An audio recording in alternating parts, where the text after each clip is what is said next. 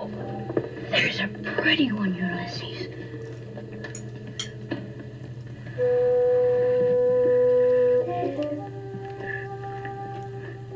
There it is. Hello BookTube, I'm Sean the Book Maniac. Welcome back to another book haul on my channel. And I'm here with a stiff...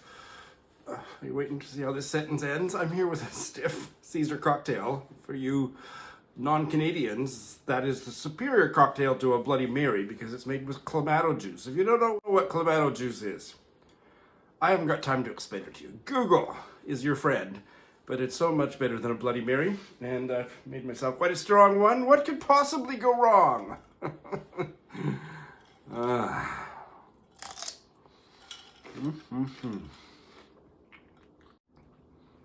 Well, I'll tell you one thing that could go wrong. You could get a celery string in your teeth. But anyway, let's carry on, shall we? Let me jump right in the middle of my own video to say hello, everybody. This is Editing Sean. Just to tell any of you that weren't aware of this, that I have recently started a Patreon account. It would be great if you wanted to get in on the action of supporting me, and I have quite a few rather unique goodies as benefits for the various tiers. The links are in the show notes. Have a gander. Let's get back to regularly scheduled programming. I'm really excited to do this book haul because I'm finally getting to some of the new books that I've bought since I moved to Saskatoon. And this book haul will go a long way to getting myself caught up. There might be one more or two because my book buying has slowed down to almost nil because I'm so poor these days. But these I bought when I didn't realize how poor I would soon become. So let's get started. Some I bought online, some I bought locally. This is one I bought online. This was after Mikiko, who lives in Ireland sometimes, recently, did a bite-sized book chat with me about this novella, Voting Day by Clare O.D. A work of historical fiction set in the mid-20th century when there was a referendum in Switzerland about whether women should be allowed to vote. Guess who was eligible to vote in the referendum? Men! What do you think the result of that referendum was? Yeah, you're right. So this is about February 1959. And this shows the lives of 3 or 4 central characters on the day of the referendum. And it's the way Mikiko sold it to me, it sounds like quite a compelling story. Clare O.D. is not Swiss, I think quite obviously, but has, I think, been a journalist in Switzerland for some years. Let's listen to the opening paragraph. It was going to be the best possible day. Vreni didn't care about the fog that had been smothering the farm since Friday. She didn't care about the sandwiches for the vote or the milk jug broken by the foster boy. In a few hours, she would be walking around Bern, arm in arm with her daughter, Margaret, admiring the sights, going for coffee and cake. For now, she had the warm kitchen to herself, and the pile of potatoes getting steadily smaller as she worked the grater at flying speed. Vreni was known for her roasty, if I'm pronouncing that correctly. And I don't know what roasty is, but I will look that up later on and put a picture of that Swiss dish, which I assume is a potato dish, on the screen. This is a purchase I got from Blackwell's, and there's quite a story to it. I got a signed copy of Ali Smith's companion piece, despite not having read the entire seasonal quartet. But when I saw that I could get a signed copy of this for the same price as, just a regular hardcover, I ordered it. And then it came in the mail and there was a big tear here. And I complained to Blackwell's and they said, oh, we'll give you a 20% refund on the purchase price. I said, no, actually, I really want a signed copy. Can you just at least send me a pristine dust jacket, the half dust jacket? I would be happy to accept that. And they said, oh no, we'll send you a brand new book. So I have this one, and I have a much less than pristine copy, which will probably feature as a giveaway at some point. But here is my first ever signed book by Ali Smith, who is a hit and miss writer for me, but I've certainly heard good things about this. My thought about the seasonal quartet was that I loved autumn, and then winter I thought I loved, but the more I thought about it afterwards, I thought, I'm not sure if I loved it. And at that point I said, you know what?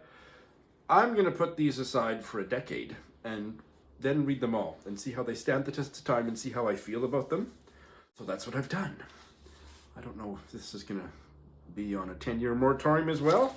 I may decide based on The first two paragraphs, the first paragraph is one sentence, and then comes the first full paragraph. Hello, hello, hello, what's all this then? That's the voice of Cerberus, the savage, mythical, three-headed dog. One hello per head. In ancient myth, he guards the dead at the gates of the underworld to make sure none of them can leave. He's got very sharp teeth, he has the heads of snakes rising off his back like hackles, and he's talking in English music hall comedy language to what appears to be a good old British bobby, which is an old-fashioned word for a British policeman. Well, that sounds like Ali Smith all over again. Let's have another bite. The next two were from the Booker long list. I don't remember that either one of them made it to the short list. I don't think they did, but I didn't follow it very closely. But I do value the Booker Prize each year for introducing me to novels I'd never heard of. It certainly put this novel on my radar. The Colony by Audrey Magee. I've heard somewhat mixed reviews, but the positive reviews are glowing, and it sounds like it's going to be a Sean book. It is set in 1979. An English painter travels to a small Irish island, and I believe there's kind of themes of colonization. I don't know why I think that, but it might have something to do with the title. And Nightcrawling by Leila Mottley. I have a bite-sized book shadow of this with the wonderful Alex, and I'm expecting that I'm going to love this. I'm sure you've all heard of it. She wrote it when she was 17. It was published when she was 19. She's the youngest ever Booker nominee, and then it became an Oprah book. In fact, yeah, mine's got the Oprah sticker printed on the cover, not stuck on the cover. But anyway, this one doesn't interfere so much with the cover because of the color of the thingy. But anyway, you all know about this. It's based on a infuriatingly true story about how evil the policemen are to young black women in Oakland. I have featured the opening sentence of this in First Line Fridays. Let's listen to the opening paragraph. Be prepared for a rather disgusting opening sentence. The swimming pool is filled with dog shit, and Dee's laughter mocks us at dawn. I've been telling her all week that she's looking like the crackhead she is, laughing at the same joke like it's gonna change. Dee didn't seem to mind that her boyfriend left her, didn't even seem to care when he showed up poolside after making his rounds to every dumpster in the neighborhood last Tuesday, finding feces wrapped up in plastic bags. We heard the splashes at 3 a.m., followed by his shouts about Dee's unfaithful ass. But mostly we heard Dee's cackles, reminding us how hard it is to sleep when you can't distinguish your own footsteps from your neighbors. I can't wait to get to this. Well, this is quite a different book. I got this at a 40% off sale at the most politically correct bookstore in Saskatoon. It's an independent bookstore, and it's very lefty, called Turning the Tide, which I think is kind of a ridiculous name for a bookstore, but who cares what I think about the name? It's a wonderful bookstore. And I picked up this because it was 40% off. A work of Canadian history. Imperial Plots by Sarah Carter. Women, Land, and the Spadework of British Colonialism on the Canadian Prairies. I have another book that I haven't yet read by Sarah Carter. I won't look up what the book is that I already have, but it's about Indigenous history in Saskatchewan. This one is about settler women and land and the spadework of British colonialism. So that sounds pretty darn interesting. I'm going to read from most of these, and this one looks pretty interesting. The opening paragraph for a work of Canadian history. See if you can stay awake. Often in summer, I rise at daybreak and steal out to the cornfields. And as I hoe the corn, I sing to it, as we did when I was young. No one cares for our corn songs now. These were the words of Hidatsa farmer Buffalo Bird Woman, Maxie Diliak, around 1912, when she was a resident of the Fort Berthold Indian Reservation in North Dakota. There she farmed a small plot of corn according to ancient methods. By that time, there were very few Indigenous people who retained knowledge of their crop production methods, and fewer still who continued to practice them. In Indigenous America, women had been the farmers wherever there was agriculture, including on the Great Plains and in what is now Ontario.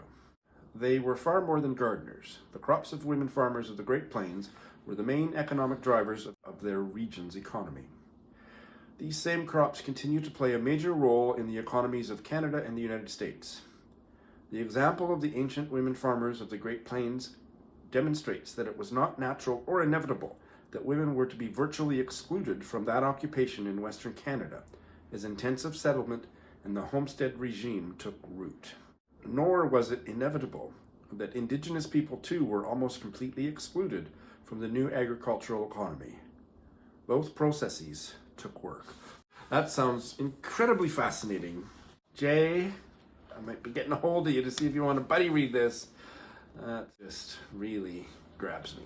This little novella was on my most anticipated 2022 releases video, and I did splurge to get it because it wasn't cheap. This little soft-cover book was, I think, $40 or so. I can't remember. I waited for it to come down a little bit in price. The hardcover was about $60. This is a reissue of the British novelist L.P. Hartley's, one of his last novels, 1971, The Harness Room. And look at that homoerotic cover. I didn't know until I heard about this book, thanks Leila from Calgary, that he was gay, closeted homosexual writer. And this was his least closeted work. And it's about, I've explained it many times, this upper crust man in the UK in a certain era, I don't know what era it was published in 71. I am assuming it was set quite a bit further back in the 20th century. And this upper crust fellow thinks his son is a bit not masculine enough, so he assigns his chauffeur to take him into the harness room and teach him boxing. And, plot ensues. The opening paragraph is nothing special in terms of a hook, but let's listen to it regardless. Fergus Macready was 17, but in some ways he was young for his years. His father had been a soldier in a Scottish regiment and had retired with the rank of colonel. His mother had died when the boy was only 6, so he scarcely remembered her except as a consoling thought to be invoked when he felt lonely and leaving a gap behind. Oh, that is rather tender. Yeah. I am pretty sure this was also on my most anticipated list, or maybe it was not. Maybe it was on my Pride TBR and I didn't get to it.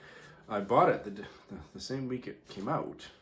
It's one of the first books I bought in Saskatoon at a bookstore for, brand new book. And that is Boys and Oil, Growing Up Gay in a Fractured Land by Taylor Brorby. He is a contributing editor of the North American Review, and he's written essays and environmental stuff here, there, and everywhere. And this is his memoir of exactly what it says, Growing Up Gay in a Fractured Land, coming-of-age memoir set in his hometown of Center, North Dakota. And it's all about being queer in that environment and also about the encroachment of oil and the way that oil has fractured the land. It sounds absolutely incredible. Opening paragraph. Center is a place where people only end up. Sauked in south-central North Dakota, located in the middle of Oliver County, Center is a stone's throw from the 100th meridian, the route of aridity that cleaves America between the luscious greens of the east and the mottled browns of the west.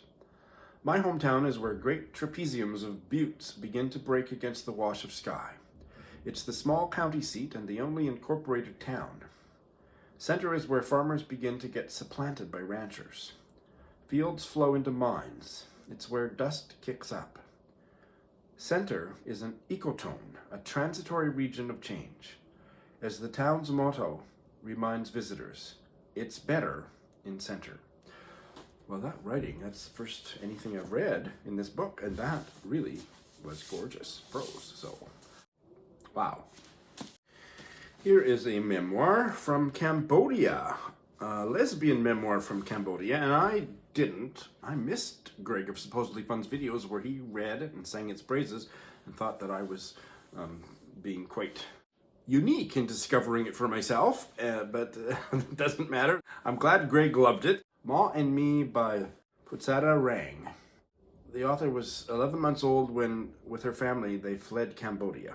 I'm pretty sure that the family ended up in America, and she has a complicated relationship with her mother, and she herself, Putsata Reang, comes out as a lesbian, and it's the story of that, how that affected the relationship. It sounds really powerful. I love the opening paragraph, and I don't know how to pronounce the Cambodian words. I will do my best. There is a saying in Khmer, the language that left me in my youth, but links me to a land across seas because it plinks off my mother's tongue.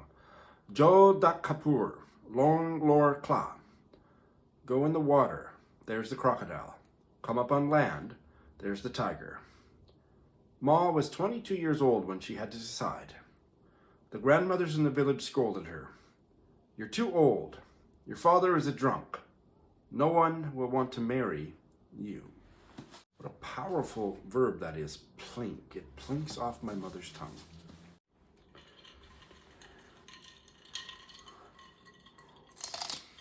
Now this is a fascinating sounding book which has been received somewhat controversially based on some of the reviews I've seen. Not all, not by any means all, but I will be reading it kind of with some awareness of the fact that some people think it's just the wrong approach or whatever, but it is called Unsettled, A Reckoning on the Great Plains by Don Morgan. Very hot off the press this summer. So it's set in Saskatchewan, and it is a settler Canadian reckoning, coming to terms with the privileges that she, as a descendant of settlers, homesteaders on the Great Plains of Saskatchewan, it really appeals to me. My memory is a little bit distant of what the criticism is, but it has something to do with there's not enough representation of Indigenous voices in the book. But I need to read the book and find out. I need to apprise myself more of what the criticism is. But I think white people need to do white people work on this issue. That's my opinion going in. Beyond that, I will withhold judgment until I've read it. Let's go back to Japan. The only book I have bought at Chapters Indigo since I moved here is this lovely hardcover of Murakami Haruki's latest novel to be translated. Did I miss one? No, I think that's the latest novel, Killing Commendatore. And I've heard pretty good reviews of it. It's a tome. I was kicking myself that I couldn't get this edition because I like this cover better than the other cover. When I was in Japan, I could have got it for $20 or something, and then they were sold out, and I didn't want to get the soft cover. My relationship with Murakami's writing is much less ambivalent than a lot of trendier booktubers. I think he's pretty good most of the time, and I don't know that I subscribe to all of the stuff that people say about him and gender. And part of that comes from Miyako Kawakami's interview with him. I'll put a link to that in the show notes, where she did take him to task for some things, but she also said that at least one of his portrayals of a woman in a short story, I think it was a short story, was the female character that resonated with her the most of anything she's ever read in Japanese literature or world literature. I think he gets it's a little bit trendy to be against him, but I'm not going to argue with you in the comments about it. I do want to read this book. Probably do it as an audio text combo. Here's the opening paragraph from chapter 1. I always skip over prologues when I read opening sentences or paragraphs. From May until the following year, I lived on top of a mountain near the entrance to a narrow valley. Deep in the valley, it rained constantly in the summer, but outside the valley, it was usually sunny. This was due to the southwest wind that blew off the ocean. Moist clouds carried by the wind entered the valley, bringing rain as they made their way up the slopes. The house was built right on the boundary line, so often it would be sunny out in front while heavy rain fell in back. At first I found this disconcerting, but as I got used to it, it came to seem natural.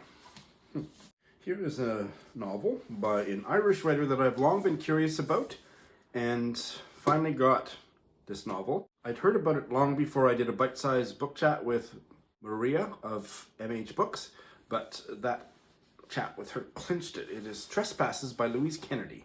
Even just knowing the story of the author, she put out her short story collection, which I want to get my hot little hands on too. The End of the World is a cul-de-sac, and this novel within recent years as she was battling cancer. The novel sounds really good. The synopsis doesn't say which era, but it's back in the day in Ireland. It's about an illicit relationship. I can't remember if the man is married or something, or if one is Catholic and one is Protestant. There's something like that that makes their love forbidden. I love that cover photograph as well. Opening paragraph of chapter 1. Hushla wrapped her handbag in her coat and pushed it into the gap between the beer fridge and the till. Her brother Eben was bent over the counter with a stock list. He looked up at her and his eyes narrowed. He inclined his head at the mirror that ran the length of the bar. Kushla leaned in to check her reflection.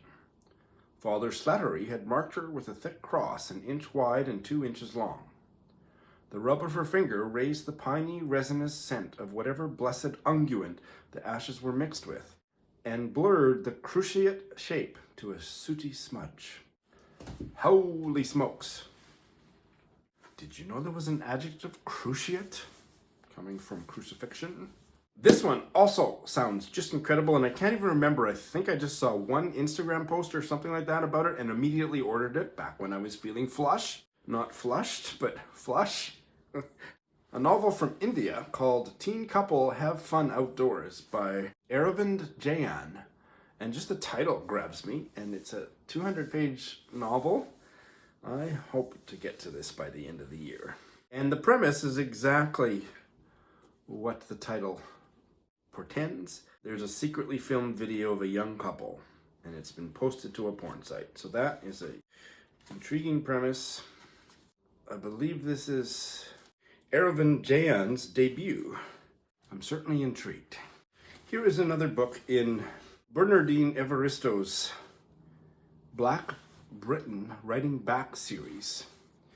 The Fat Lady Sings by Jacqueline Roy. I believe this is one that Nell and or Scott, I'm pretty sure Nell, but maybe Scott as well, read and loved. So that made me want to get it. I have one other from this series on my shelf that I haven't read. And Jacqueline Roy is of Jamaican and white British heritage. And the novel is inspired by her experience while young of being institutionalized in a psychiatric institution, and that's all I need to know about the premise. So this series, Black Britain Writing Back, is bringing black writing that has gone out of print in the UK back into print. So the novel was originally published in the year 2000. Opening paragraph. I hear the nurses say they're fetching a new patient, so I position myself in the corridor to get the best view. Alex stands beside me and I shoo her away. She wanders to the day room, but she soon returns. Don't have the heart to send her off again. Can't see why they let a little girl like her remain on the ward. I ask her age and she tells me she's 15. A 15-year-old child on a ward full of shouting and swearing and all kinds of sorrow. She's supposed to be on bed rest because she's thin like string and getting thinner all the while. Never seen a black girl have white girl slim disease before. I said it to her once, not right out, and she asked what I meant, but I never told her straight. It seemed too cruel. A nurse sees her standing in the corridor and takes her back to bed. She can't hardly walk from a lack of nourishment. It's a shame how this country crushes the youth. This is a very slim novella, also from a very intriguing bite-sized book chat. It is called Address Unknown by Kathrine Kressmann Taylor. Kathrine Kressmann Taylor was an American author. And I believe this was originally published in a short story journal. The novella consists of a series of letters between a Jewish art dealer in San Francisco and his friend and former business partner, who is not Jewish, who is German, who returned to Germany in 1932 just as Hitler was coming to power.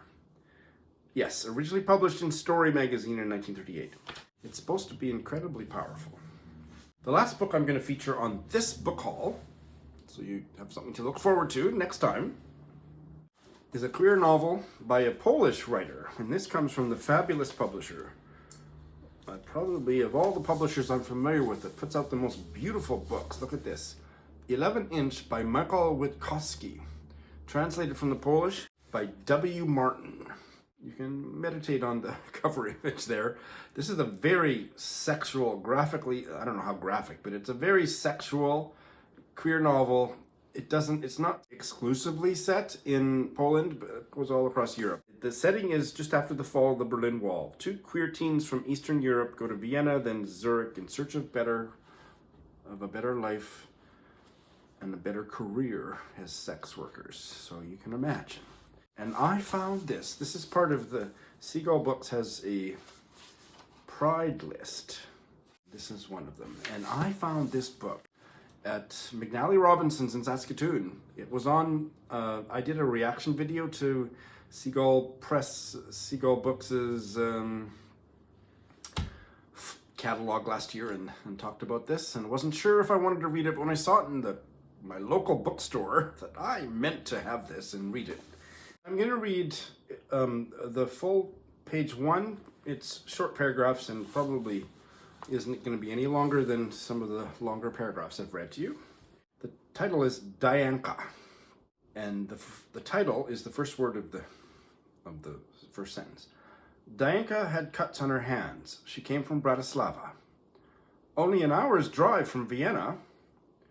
Her name was Milan, a gorgeous 16-year-old blonde with blue eyes and long lashes, just like the wholesome good boy in the kiddie cartoons. But behind the veneer of this wholesome boy lurked a fat old hag. A bit of a sloth, too. She worked in the U-Bahn at Karlsplatz station. Downstairs in the center of the subterranean Platz was a round, glassed-in bar we called the Aquarium, which had a view of the toilets. Masses of adolescent Poles, Czechs, Romanians, and Russians would make the rounds, and geriatric Austrians too, of course. Some of them were unbelievably beautiful, while others were monstrously ugly. There was no middle ground down there. Dianka would never forget the pervasive stench of citrus-scented disinfectant, which mingled with the smell of shit from the toilets. She hated standing around in front of the urinals, waiting for customers. So usually she just sat in the bar drinking beer or eating her favorite ice cream sundae with whipped cream and sprinkles on top, and watched, glassy-eyed, as the grandpas circled the toilets. Alrighty then. I have no idea what the title might mean, do you? And that is the end of this book haul. Thanks for watching.